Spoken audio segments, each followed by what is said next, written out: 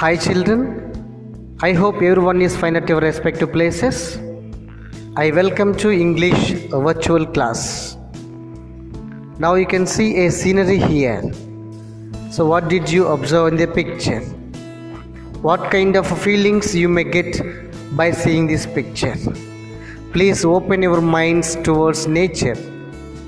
Imagine yourself. What kind of feelings, what kind of ideas, what kind of sharings you may get from this slide. Now, this is nothing but Unit 4, Part B, Poem, The River. Unit 4, Part B, Poem, The River. Now let us see about the poet. Caroline Ann Bowles was married to Robert Southey, who was the poet laureate of Britain. She wrote various other works, including Chapter on Churchyard and Tales of the Factories. The River is a poem which describes a river in all its vitality and splendor. So here we can observe Caroline Ann Bowles, a very good poet. Bowles expressed her feelings in the form of different ideas, in the form of different sharings. Now let us see the poem. Stanza 1. River, river, little river, bright you sparkle on your way, over the yellow pebbles dancing, through the flows and foliage glancing, like a child at play. Once again we see the stanza here. River, river, little river, bright you sparkle on your way, over the yellow pebbles dancing, through the flows and foliage glancing, like a child at play. Stanza 2. River, river, swelling river, on you rush through rough and smooth, louder, faster, brawling, leaping, over rocks by rose blank sweeping, like impetuous youth. Once again we see the stanza. River, river, swelling river, on you rush through rough and smooth, louder, faster, brawling, leaping, over rocks by rose blank sweeping, like impetuous youth. Stanza 3. River, river, brimming river, broad and deep and still as time, seeming still yet still in motion, tending onward to the ocean, just like mortal prime. Once again. River, river, brimming river, broad and deep and still as time, seeming still yet still in motion, tending onward to the ocean, just like mortal prime. Now stanza 4. River, river, headlong river, down you dash into the sea, see that line has never sounded, see that sail has never rounded, like eternity. Once again. River, river, headlong river, down you dash into the sea, see that line has never sounded, see that sail has never rounded, like eternity. Now let us see the summary of these 4 stanzas at glance so that we can understand the concept. Bowles presents a graphic picture of a river's course in her artistic poem, The River. The poet draws an interesting comparison between the river's progress and man's ages. So here it is a comparison. A river's progress is compared like man's age. The river at the beginning shines, and dances like a child at play. So what a beautiful comparison, what a wonderful comparison. Now river compared as child at play. Then it swells and runs fast and rash as an impulsive youth. So after the origin of the river, it moves very speedily. That sentence is given very clear idea here that it swells and runs fast and rash.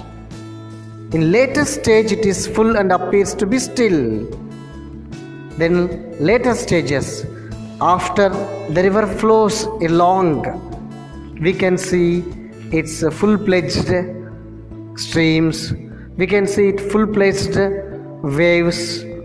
It appears still quiet, but it is deep and moves on like man in his prime age. But the river has very deep movement, like man also have such a prime age.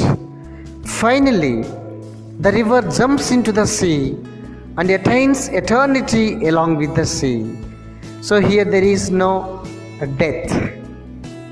There is no death for the river because it is merged in the ocean. In the same way, the poet very wonderfully compared that human's age also attains eternity. How river is merged with ocean, in the same way human's life also merged with eternity. So she has wonderfully given her feelings based on the river as a natural object which we have to learn. So here in this poem,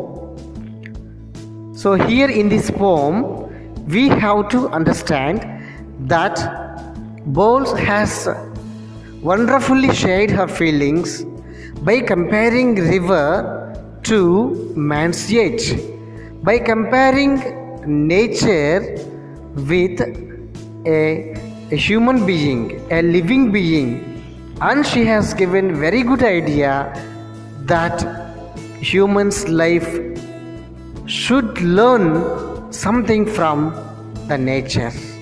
What a wonderful appreciation. So this appreciation surely touches human mind to learn something from nature.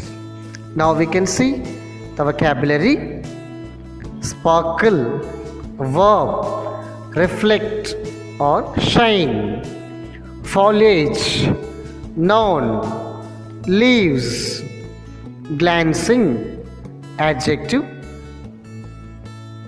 taking a brief look, impetuous, adjective, rash, acting quickly without thinking.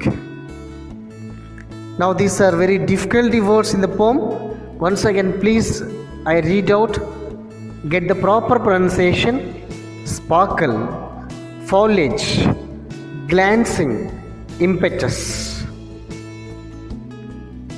Swelling, adjective, increasing or expanding in size. Brawling, adjective, struggling. Rose banks, noun, river banks where roses appear along. So here also we can see three new and hard words which we have to learn: swelling, brawling, rose banks. Brimming, adjective, full, full of. Tending, adjective, going in a particular way. Mortal prime, noun, the best part of one's life that cannot last forever. Headlong, adjective, with the head first and the rest of the body following. What a wonderful poem we enjoyed with all these synonyms. So let us see new words once again: brimming, tending, mortal prime, headlong. Hath, already I told you in the previous year, H-A-T-H. It is a biblical form which means has. It is used as verb. Eternity, noun, life continuing without end after death. Rush, verb, move fast. Dash, verb, immortality. Let us see new words once again. Hath, eternity, rush, dash. Now let us test ourselves in the form of comprehension. Is the river like a child? Why? Why does the poet call it swelling river? Seeming still yet still in motion. What does the word still mean in either case? How does the sea remind you of eternity? What do the river and the sea remind the poet of? Please understand these questions, children. It is a comprehension to test ourselves. So let us test ourselves after understanding the poem and the summary. Now, rhyming words: dancing, glancing, leaping, sweeping, motion, motion, sound it, round it.